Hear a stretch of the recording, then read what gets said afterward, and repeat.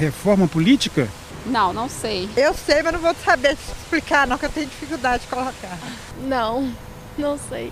Não. Não sei. Não? Não sei não. Não sei te explicar isso não. Não tem muita certeza não. Acho que reforma é assim, você tem uma coisa e que não tá bom, você vai ter que reformar ela. Sei não, o que é? Como podemos ver, reforma política ainda é um assunto que gera muitas dúvidas na população.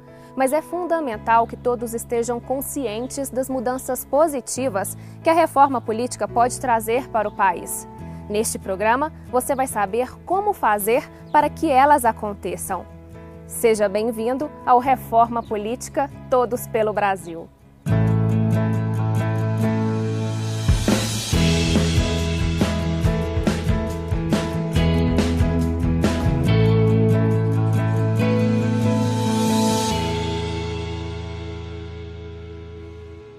Neste programa, vamos apresentar a proposta de reforma política defendida pela Coalizão Democrática pela Reforma Política Eleições Limpas, grupo formado por mais de 100 entidades. É isso mesmo, Ana Carolina.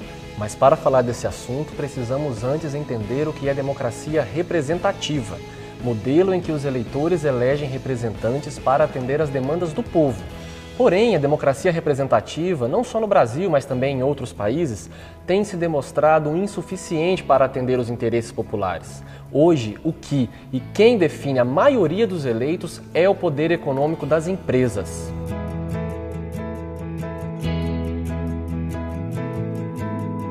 A população tem demonstrado insatisfação com o modelo atual porque não se sente representada por aqueles que foram eleitos. Pelo que a gente vê falando na televisão toda hora, a confiança acabou, né? Faz tempo. Não vamos generalizar, porque tem muitos políticos bons também no país, que tem que ser respeitado. Mas a maioria não são de confiança. Infelizmente, a gente não tem político honesto nesse país. A partir do momento que eu sou uma pessoa honesta, né, eu gostaria de ser representado por uma pessoa que fosse tão honesta quanto. A descrença, no fundo, não é propriamente com a política e nem com os políticos, porque não há democracia sem partido, sem político e sem política.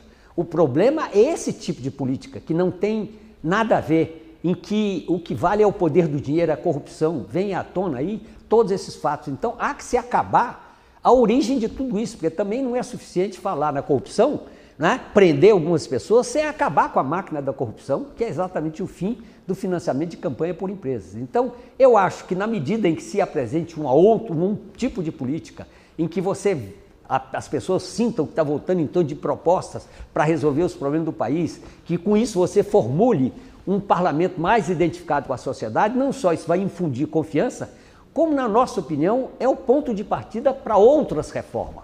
A OAB tem dito que a reforma política é a mãe das reformas. Ela abre caminho para outras reformas, porque nós sabemos que a reforma política por si só, ela não resolve todos os males, mas ela cria um parlamento mais sintonizado com a aspiração da sociedade. E com isso permitirá o quê? Aprovar a reforma tributária, a reforma da educação, a reforma da saúde, a reforma urbana, a reforma agrária, enfim, um conjunto de reformas que são decisivos para aprofundar a democracia no país. Por isso, a necessidade de reformas política e eleitoral para o fortalecimento da democracia.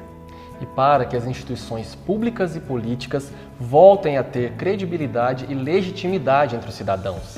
O Código Eleitoral Brasileiro foi elaborado no dia 15 de julho de 1965. 46 anos depois, a reforma do principal documento que rege a política brasileira virou pauta de discussão. O que não faltam são sugestões para melhorar a legislação eleitoral. Desde 1991, cerca de 280 projetos foram apresentados com o objetivo de mudar o sistema político do país. O que pretende a reforma política? Melhorar os políticos através da melhoria do sistema político. Pretende colocar na Assembleia Legislativa, na Câmara Federal, no Senado Federal, em todos os âmbitos políticos, na Câmara de Vereadores, em todos os lugares, pretende colocar ali pessoas de bem, comprometidas com o bem comum, com o bem do povo brasileiro. Porque hoje nós temos uma quantidade enorme de políticos, como bem sabe toda a população brasileira, que não tem nenhum compromisso com a melhoria da condição de vida do povo brasileiro.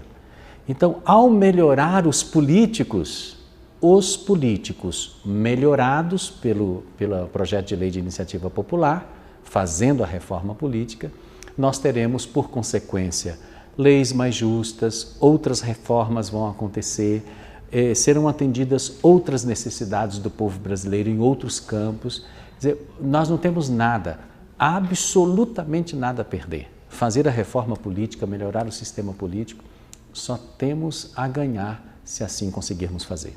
Um projeto de lei de iniciativa popular só se torna lei de verdade e deixa de ser projeto se o povo participar. Portanto, se o povo não participar e não assinar esse projeto de lei, não será lei nunca. Então, nós precisamos da participação do povo brasileiro, nós precisamos da participação dos eleitores, porque podem assinar este projeto de lei de iniciativa popular pela lei só os brasileiros eleitores. Então, eles precisam colocar o título de eleitor, o nome da mãe, a zona, a seção, etc., concordando com o projeto de lei para poder modificar o sistema político do nosso país, que é hoje já é possível a gente dizer assim, uma aberração, porque é algo tão contraditório, algo tão terrível e que favorece tanto os maus políticos, por isso exatamente eles não querem fazer a reforma política, só, portanto, com a participação do povo, com o envolvimento do povo e com a assinatura efetiva do povo, a gente pode levar para o Congresso Nacional esse projeto de lei de iniciativa popular. Desde 2013, entidades com representatividade popular se reúnem para discutir um modelo sólido para novas regras políticas e eleitorais no país. Esse movimento, que ganhou o nome de Coalizão Democrática pela Reforma Política e Eleições Limpas, tem trabalhado para apresentar um projeto de lei de iniciativa popular ancorado nas seguintes proposições: proibição do financiamento de campanha por empresas e adoção do financiamento democrático de campanha, eleições proporcionais em 2 turnos, aumentar as mulheres como governantes, fortalecimento dos mecanismos da democracia direta, com a participação da sociedade em decisões nacionais importantes. A ideia é promover uma mudança estrutural que melhore a representatividade dos eleitos e fortaleça os partidos. E a gente tem conseguido apoios importantes em diversas instituições, como a União Nacional dos Estudantes. Nós da União Nacional dos Estudantes apoiamos o projeto da Coalizão Democrática pela Reforma Política para que a gente consiga afastar o poder econômico das eleições, acabando com o financiamento das campanhas eleitorais por empresas, para que a gente consiga fortalecer os nossos instrumentos de democracia direta, porque a gente não quer opinar sobre o Brasil somente de 4 em 4 anos, a gente quer fortalecer instrumentos como plebiscito, como referendo, como iniciativa popular, e a gente quer também que a diversidade do povo brasileiro se enxergue no Congresso Nacional. Nós, jovens, hoje representamos menos de 5% do Congresso Nacional, e a gente quer dar o nosso recado nas ruas, nas redes, nas urnas, mas também quer se ver representado e quer ver as nossas pautas presentes na vida cotidiana da política brasileira. E a reforma política é o nosso instrumento para conseguir aprofundar a democracia brasileira e para conseguir fazer com que os nossos representantes estejam cada vez mais conectados com aquilo que a gente sonha e que a gente quer para o Brasil. Eu acho que o papel dos estudantes ele é fundamental, porque a gente que é jovem tem se mobilizado ao longo da história em todos os momentos decisivos da vida política brasileira.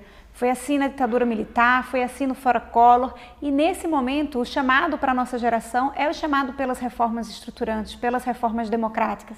A gente quer uma reforma agrária, a gente quer uma reforma urbana, uma reforma educacional, uma reforma tributária. Agora, a gente acha que a reforma política é a mãe das reformas, porque é o que faz com que os políticos e os nossos representantes, de uma forma geral, possam estar mais conectados com essas demandas e com essas necessidades. O Papa Francisco também destacou a importância do engajamento social nas questões políticas. Coinvolgersi nella politica è un obbligo per un cristiano. Noi cristiani non possiamo giocare da Pilato, lavarci le mani. Non possiamo. Dobbiamo immischiarci nella politica, perché la politica è una delle forme più alte della carità, perché cerca il bene comune. E i laici cristiani devono lavorare in politica. La politica è troppo sporcata, ma io mi domando, è sporcata perché? Perché i cristiani non si sono mischiati con lo spirito evangelico? Quella è una domanda che ti lascio. È facile dire la colpa di quello, ma io cosa faccio, no? Ma è un dovere. Lavorare per il bene comune é um dever de um cristiano. O programa Reforma Política Todos pelo Brasil vai para um rápido intervalo. E no próximo bloco vamos detalhar os 4 principais pontos da reforma e você vai saber como fazer a sua parte. Até já!